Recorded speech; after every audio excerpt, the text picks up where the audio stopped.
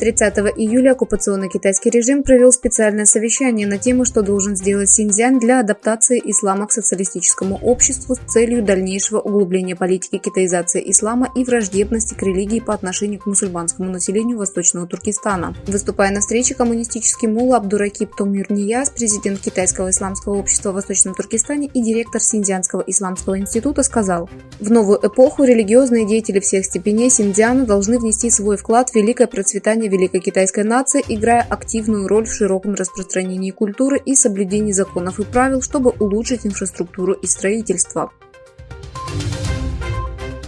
Конгрессмены-республиканцы США призвали администрацию Байдена выступить против нарушений прав человека китайским режимом и решительно выступили против требования Китая отменить санкции за преступления в Синьцзяне.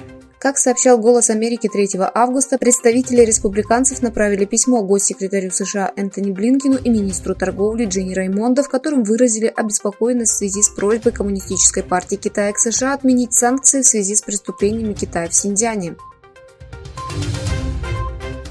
Усиление американо-китайской напряженности в Тихом океане усиливается по мере дальнейшей милитаризации стран региона. Правительство Новой Зеландии, союзник США в регионе, объявило о планах по улучшению своей обороноспособности. Министр обороны Эндрю Литтл назвал наращивание военной мощи в Китае в Тихом океане причиной роста напряженности. В своем докладе Литтл поделился подробностями новой оборонной политики своей страны.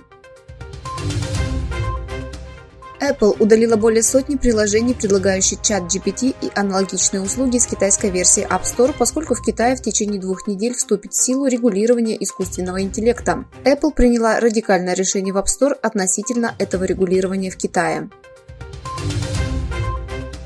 Министр иностранных дел Палестины Рияд Аль-Малики беседует с журналистами в городе Рамалла на Западном берегу. Министр иностранных дел Палестины Рияд Аль-Малики заявил, что администрация президента США Джо Байдена разочаровывает их и что его страна все чаще обращается к Китаю.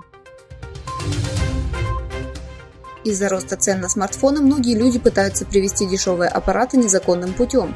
Так, в Китае мужчина попытался провезти 68 подержанных айфонов, примотав их к своему телу. Однако был пойман таможенниками, а устройство конфисковали.